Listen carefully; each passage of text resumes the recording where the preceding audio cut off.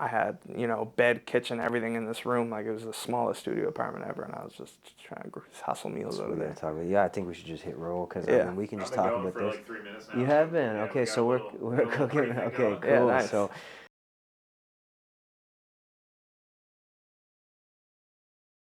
can I do a quick intro? Yeah. So Coov's cooking. Not Cov's cooking. Coov's cooking.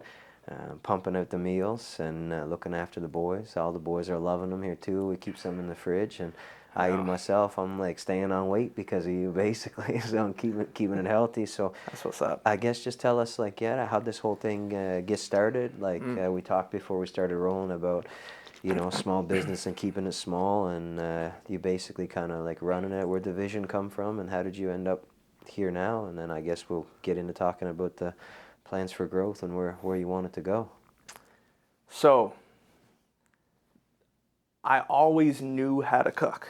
Right. I from a very, very young age, and I gotta thank my family for that.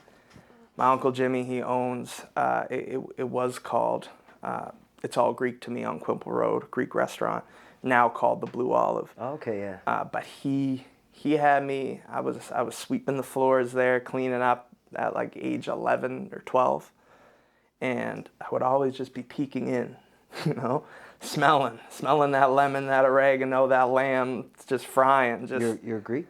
No, so he's not actually he's like my not my legitimate uncle, but okay. I call him Uncle Jimmy because I've known him my whole life. Yeah.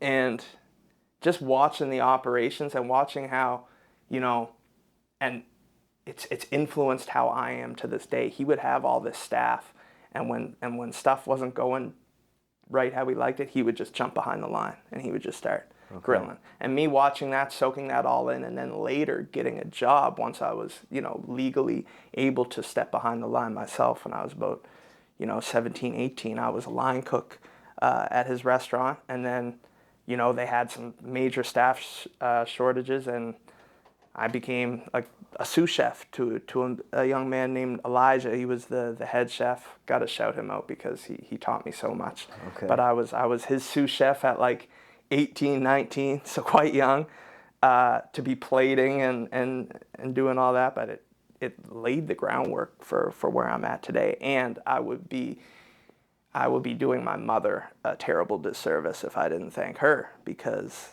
when she would be going away for the summer with her now husband, she would be leaving me, during high school. She trusted me, on my own in the house, and she would leave behind a recipe book and grocery money. Mm.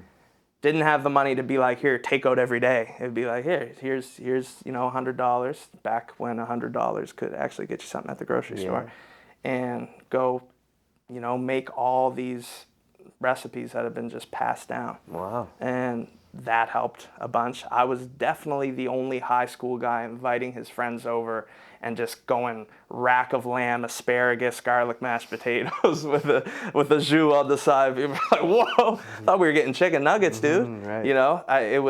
It was unique, to say the least, and it was something that I really had a passion for. Obviously, it worked flawlessly for dates. Mm-hmm. You know what I mean? Invite the honeys over. You got a 5-star cuisine ready. Sure they love that. Yeah, absolutely. Yeah. They were sometimes asking, like, did you order this? I'm like, take it. So then I realized I had to change it up. I had to do it in front of them, like a hibachi type situation. But that laid the groundwork for it. And if you don't mind me getting into, obviously, the sort of negative circumstance that... Of course, man. Okay, so, and we'll get into it deeper, obviously, later, but how I started the idea of Coov's Cookin', I was at my very, very, very, very lowest state in my life. Like, you don't often recognize in the moment that you're at your bottom, but like I was fully aware in this certain moment years ago that, okay, this is my bottom. I've never felt so helpless and powerless, and whatever the opposite of self-efficacy is. It was like I was up at 3 a.m. looking up in the ceiling, just having those self-thoughts of just nothing but negative. And it was based on, obviously, a legal situation I was in. And in fact, the business plan to start Couv's Cookin was written on a little notepad in county jail, Burnside, right? They do give you paper and a pen. In fact, if you want to put it to good use, write a novel. In my case, I wrote the plan for Couv's Cookin, because I did kind of a self-assessment and said, like, well, what are my skills other than crime? Like, what I've got, like, I was so underestimating my intelligence, my abilities, that I went with what was easy, which was that life, the other life. And I thought to myself, I said, man, I've always been able to cook. Even when I was making said mistakes, I was still cooking these like super high level meals. I would be posting them on Snapchat. People were like, when are you going to start selling plates? What's wrong with you? And I was like, no, I'm selling this other stuff at the moment, not plates.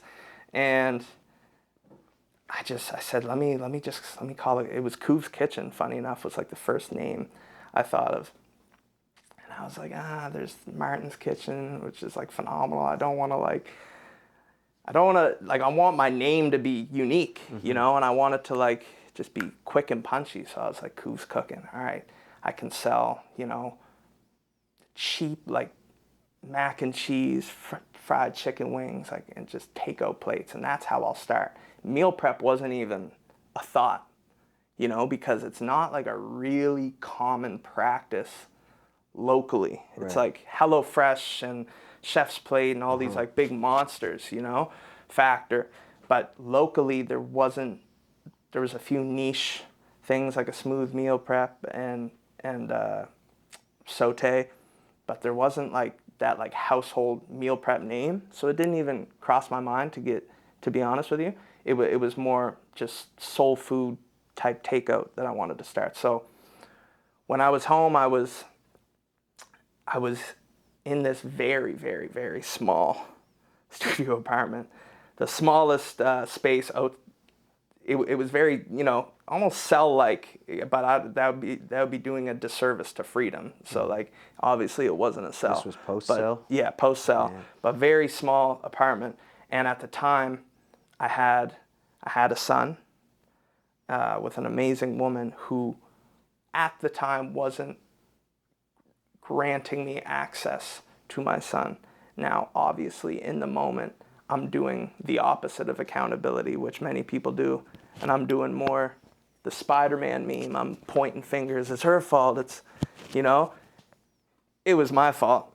I was not fit mentally to be a parent. But believe me when I say I loved my son unlike anything else. I wasn't showing it in a healthy way. I wasn't showing up for him. I wasn't showing up for his mother.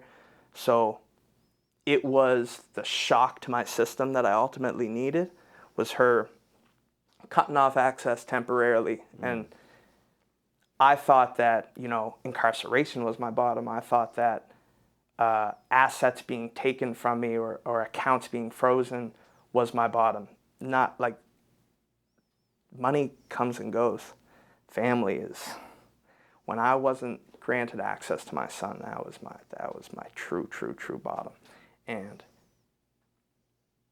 that's the moment where I said, okay, what can I do to prove my worth to be his father? Like, let me stop blaming everybody else, because it's entirely my choices that landed me in that place.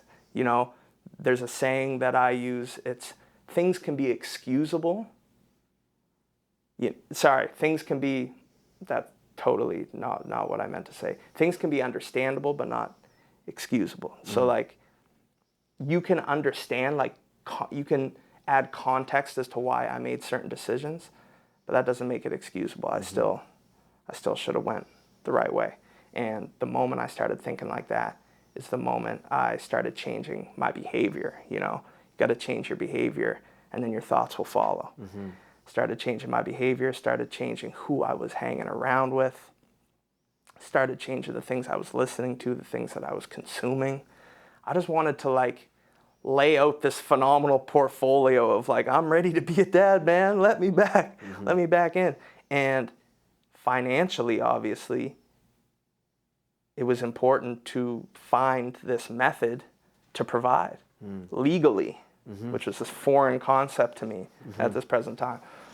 So Couv's Cookin was it. I said, all right, I've got this small space, but I've got this decent sized Instagram at the moment, you know, this personal Instagram. Now at the time, a couple thousand followers, which to me was like, yeah, I've got this network. So I started the page. I started just the separate Couv's Cookin page, and then I was trying to bring as many followers from my personal page to that page. And I was like, hey, y'all have all been asking, y'all have seen my snaps and my meals, bringing it to you guys for real. $20, I think it was, $20 you get.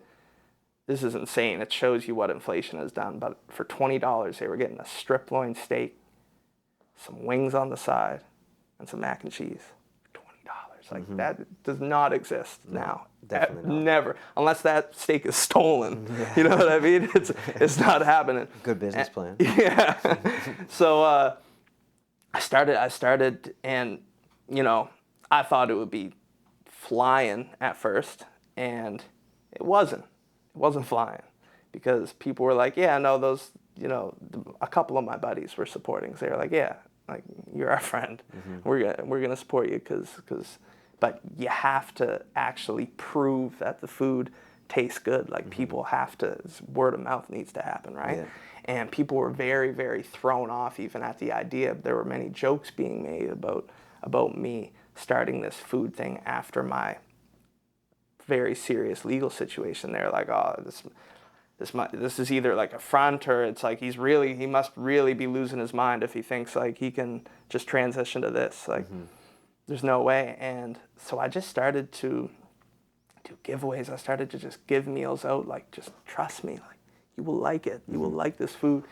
And in about a matter of 4 or 5 months, I had taken over my apartment building in a way that I've never heard happening. So it was kind of, if anyone's seen the movie like New Jack City, it was like The Carter, but for legal food. It was like, I've never seen anything like it. So I was cooking the steaks and the sides, because by this time the menu had expanded. There were all these different kinds of wings. There were different kinds of mac and cheeses. There were different mains, pastas. And I was cooking the steaks and the asparagus and the pastas in my little studio apartment. And then I had enlisted my good buddy AC 2 doors down Started the syndicate. to do the mac and cheeses. This is no joke. He was the mac and cheese specialist. So he would have a buffalo chicken mac and cheese. He would have a Philly cheesesteak mac and cheese. I'm gonna bring this back one day, by the way, when I get, you know, a real deal space for the nostalgia of it. But I think it would actually take off too. He had all the different mac and cheeses, and then this is when it got a little crazy.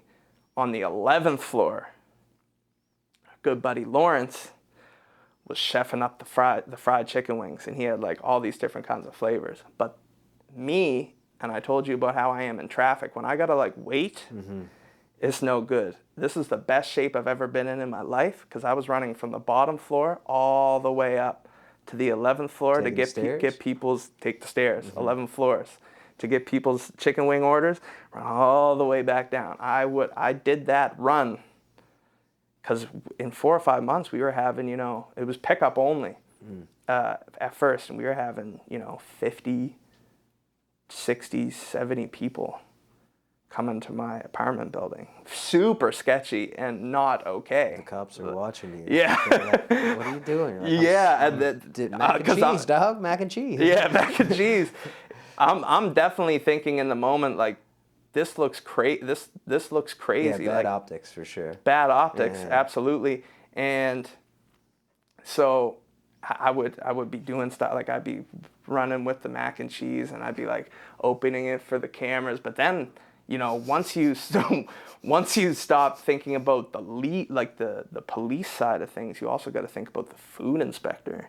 side of things and the building side. I can't, for the life of me, I'm not going to say what building it was because I wouldn't want to get anybody in trouble. Like, you're 100% not supposed to be doing what I was doing No? out of that building. Okay. No, like, definitely not. Running like a full-scale food operation out of it, it was harmless, obviously. Helpful, if anything. But yeah, and it honestly went very, very well.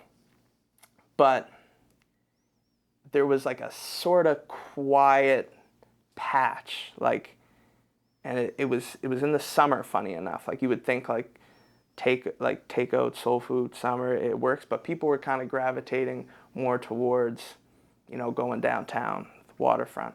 And also, this was during COVID. This was like when regulations would be put on, then taken off, and put on, taken off. It was just a lot of inconsistencies. And I wanted to think of a way to sort of circumvent that and make my own thing, because at the end of the day, my meals were good. Don't get me wrong. The takeout meals were good, but you can get better soul food many other locations. You can get a better, you can get a better steak at the Keg. You can get better soul food at R&B Kitchen. You can get better. My skill that I truly believe I have over many other, just we'll say cooks in general, is I can make 200 different cultures dishes at a good to very good rate. I won't make it the best. It's like a MMA fighter that's like a really good striker, really good grappler, a really good stamina. Not the best at any of these things, but they're like very well rounded. And that's what I feel I am. I can do a lot of things very good to great, nothing spectacular. So I was like, what business models sort of does that gel with? And I was like, meal prep. Meal prep, because you got to keep things exciting with meal prep. So I put a meal prep menu out, and it was a lot more well received than my initial sort of soul food menu was, because it was a dry market for meal prep locally. This is during COVID? This when I put that menu out, that was 2022. I'd been for the first like year and a bit just doing the soul food stuff and catering certain events, and 2022 is when I put my first meal prep menu out, not that long ago. And by this time, I had to get out of that small space because my past life was starting to catch up to me. I want to get into that in a little bit. I won't interrupt the story, but yeah. And we can talk a lot more about that, but my past life, I rubbed a lot of people the wrong way, making a full 180 change is hard. Turn. Yeah. You've got this like built up idea in your head. You're like, everyone's just going to acquiesce to my decision to just turn my life around. They're not going to protest it. They're going to be like, woo, go Couv. It's not the case at all. They're like, oh, good for you for growing up. Doesn't mean we've grown up. And I mean, if they thought about it like that, it would be a good start for them. But I had two very, very real and very serious attempts on my life when I was serving food. Really? Yeah. Because resonating from the past. And pickup only means I'm broadcasting where these pickup orders are happening. Where you are. Yeah, where I am at all times. Very naive of me to do, but I had this idea in my head, which I still kind of have, but there's been enough time that I feel like if I keep doing what I'm doing, it will eventually be my reality. But I felt like in the moment, I'm like, man, I'm doing nothing but positive things right now. Like, people see that, they'll take it easy on me. They'll leave me alone. That is how I think. But reality is reality, and sometimes, especially if those skeletons or those choices, those decisions, those beefs are recent, it's not enough time has passed for it to be cool. And I won't even like allude to who it was or not even what exactly it was about. We'll just chalk it up to just my past decisions. You know, it didn't happen out of nowhere. Like they weren't like, this guy's buttermilk fried chicken is exceptional, we must kill him. You know, it was it was purely my past decision making and choices that We got to put a stop to this buttermilk chicken, bro. It's too good. Yeah. Yeah, they were hired by Mary Brown's to just, Take you out. hit crew, but MB hit squad. yeah, they did what they did based on, you know, their idea of who I was. Right. And they're not wrong about who I was. Right. So if I were to see these individuals now, and I have actually, I try to bring it in. Yeah. Like it's love. I have zero ill will towards you because you were doing what it is you do when you're in that arena and you're in that life. And just because I was outside of that arena and putting my gloves down, so to speak, that doesn't mean that you are. Like, it's very naive for me to think so. So there were two very serious attempts. I will say I dodged, ducked, dove, got out of there because I'm surprisingly for my size, I'm an exceptional runner. I don't, you know, when you're in a fearful situation like that, you can freeze, you can fight, or you can fly. You run. And oftentimes back in the day, I would fight. And I'm very lucky to be alive.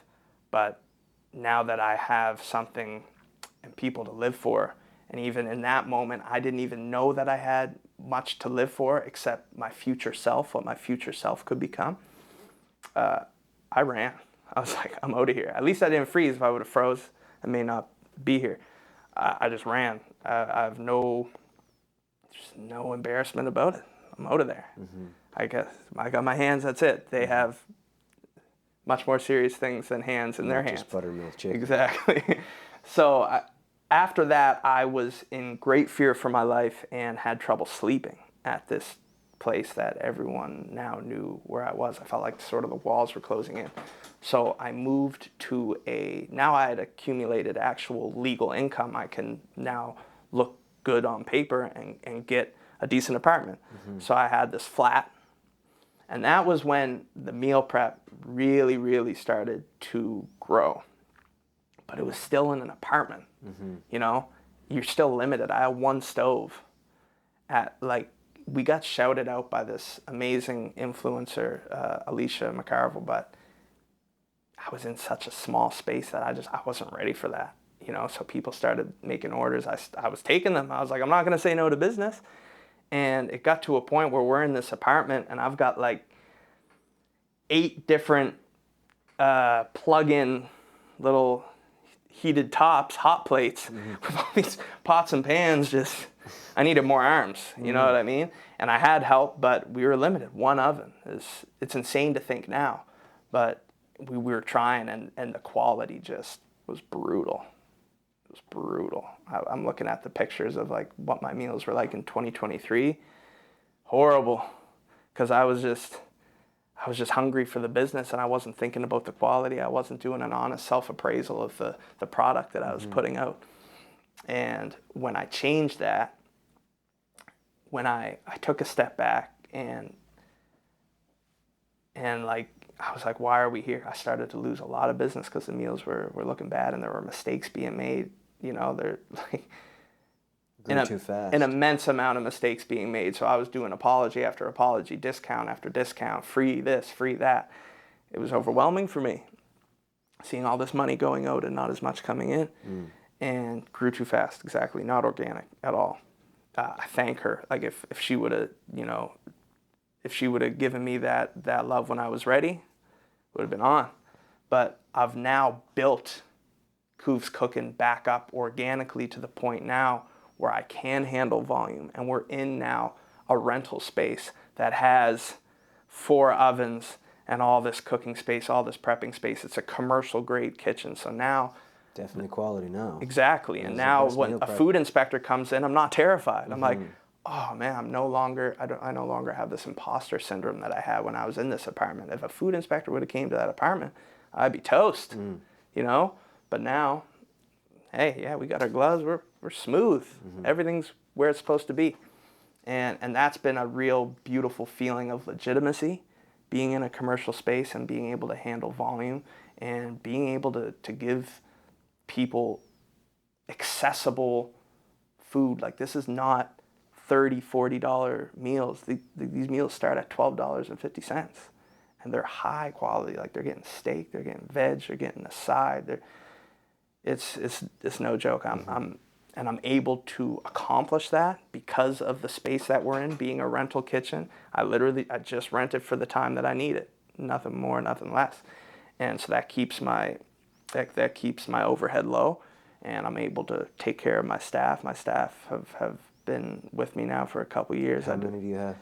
Right now I've got 3 cooks with me and 4 to 5 drivers. The drivers, it's a pretty far delivery range now, like all the way to Upper Sackville, all the way to like East Preston, all the way to, Hammond's Plains, sometimes Tantallon-ish, Deep Spryfield. Like, it's a good, large sort of HRM delivery scope, and we don't charge for delivery. It's very accessible. And that allows it to also be fulfilling, not only financially, but it gives us still that like community feel, like no real barrier to entry, so to speak. Like, it's affordable. Therefore, a large scope of people get to experience it. The people that are working with you now, they're people that you knew from life before, grew up with, or they're kind of a new circle? Mixed? It's mixed. People, so to change your life, right, in my opinion, and I'm part of a group called the 7 Step Society, and it's for people that former incarcerated individuals that want to stay free.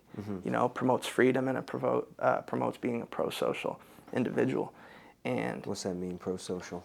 Pro-social, just I don't know the exact definition, but like to me, it just means being able to be a community member and not scare anybody. Right. Like, don't let that dog out the cage, right? Be of service to the community. Exactly, be of service. And because a lot of us are just, there's a lot, like, we've come almost desensitized to the immense amount of trauma that we carry around, the immense amount of PTSD. Like, I still found a way to joke about attempts on my life, as you can see there. That's no joke. No.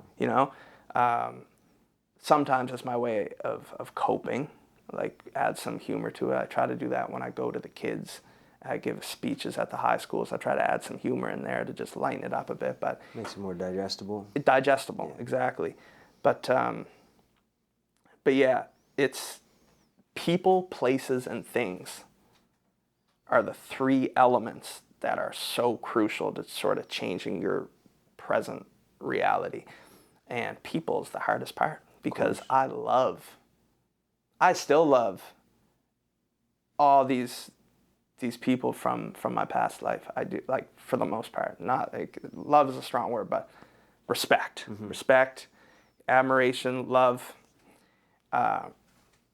But for me to really and truly change my reality, I can't be around them. Arm's length. I can't. Yeah. I can't be like, hit my phone if you want to vent. Oh man, that's the first step. If you can acknowledge that your life is stressful, I'd love to be a sounding board for you.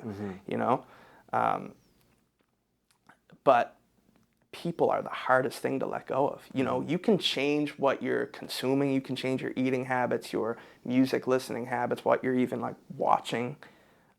you can change where you are and what you're doing in these places relatively easily. If something as simple as just starting to work out and starting to talk to a therapist, if you really have this like immense amount of PTSD, start therapy, start going to the gym. Those two things are 2 hours or so out of a day, and can make an immense amount of difference. But it's the people, it's your friends that are just so hard to let go of and keep at an arm's length. Because I always had a fear of letting them down.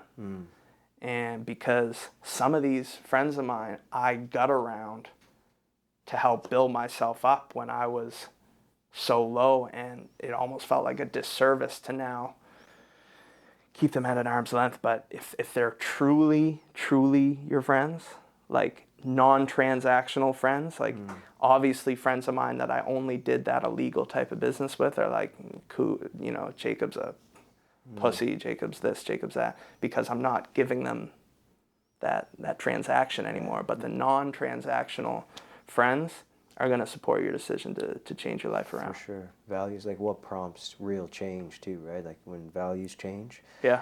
And like values change a lot. And like with people, like you were talking about that turnaround point, like that's what really prompts change, when you change values. And people aren't born with values. You get them later. Everyone gets them at different stages. And as your values change, you change. And sounds like a real hard turn. So when you're dealing with other people that don't share the values that you used to share the values with, that's a hard leash to cut, I'd imagine. It's true. If there are some friends that work for Cookin from my past, but they're like-minded individuals that had some missteps early on, but are trying to right the path. Like I gotta be around like-minded individuals, otherwise like complacency I'm just gonna plateau or go down. But yeah, man, it's Cookin, It's taken off, man. It's really taken off. Like as far as growth goes, I mean, I've seen it just in a few months since I started trying to get these meals in. You were a huge part of that. You just gave me a lot of confidence. Man, the meals are killer. I've never experienced meal prep like it ever. And you can tell, like, your passion coming through food, like that was a crazy vessel to be able to turn things around, which is like absolutely kind of why we're sat here looking at it. And I didn't know the story before I tasted the food. Yeah. And I tasted it. I was like, this is not normal meal prep. Yeah. I was like, what prompted this? So that's why I got you sat here. And when you told me bits about it, I was like, would you mind doing this in front of a camera so other people can hear it too? Because I think that's important, I'm happy. So what's the next steps? Are you going to look to continue growing it? Are you going to look to have your own kitchen someday? I don't want to put you on the spot, but like, what does the future look like for some of these things? Do you expand beyond the meal prep container? Like, what is the ambition? Obviously, like, I want to keep the main thing for a bit, so that it doesn't, like, it's what brought me here ultimately is meal prep. Meal prep changed a lot of it made my present situation possible. So I would obviously love to keep that and do that at a larger scale, but I'd also love to. I look up to my friends there at Cove Soda, Cove Kombucha. They're one of the owners is a meal prep client of mine. Those every day. And and they started in a rental kitchen. Okay. I don't think that's that's not something they'd have a problem with me saying. Like, yeah, it's humble beginnings, And now they're just everywhere. They're in Target. They're in Walmart, Costco. Not Walmart yet, I don't think. I would love that if they were. Like, I go through all kinds of those gut healthy sodas, right? It helped me kick my soda, my love for actual soda, right? With all the sugar. But I look at them and I think, how could I bottle my sauces?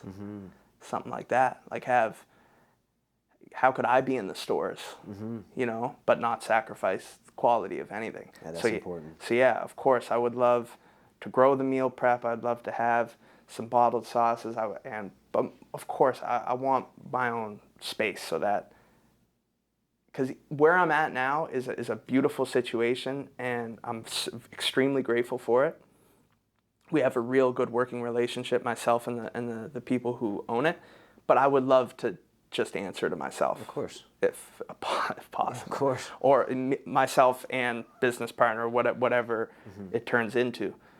Would love my own space and would love to have sort of a takeout option, like run a real like small scale restaurant, not some big situation that I can't quite get a handle of yet, but just grow this thing slowly. I learned from that mistake of trying to get that quick flash in a pan, and that comes from that instant gratification of that old life that I lived, where it was quick money, quick cash.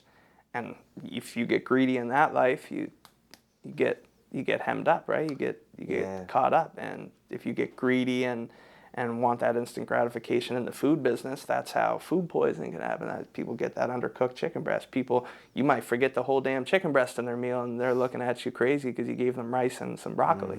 You know, all kinds of mistakes can happen. The focus on quality seems to be an important thing. That's like it is. Being passionate about something keeps you tethered to it, right? It keeps you attached to it, and I think that's what pushes things to the next level. But keeping it small, it's how the best whiskeys in the world are made. The best distillers in the world, they got that small batch. They don't let things in the barrel, and sometimes I think less ingredients makes the quality, right? Less ingredient, like that. That's and after our chat, I'm going to marinate all my protein. Like I don't do that 30 minutes before cooking it. Like I do that the day before. I want that protein sitting. I want it to be a very different take on meal prep. Like you're getting a real home cooked feel. Like when my mom would have the chicken legs and in that homemade marinade in the fridge overnight, I was like, oh my, I can't wait till I see this come to fruition.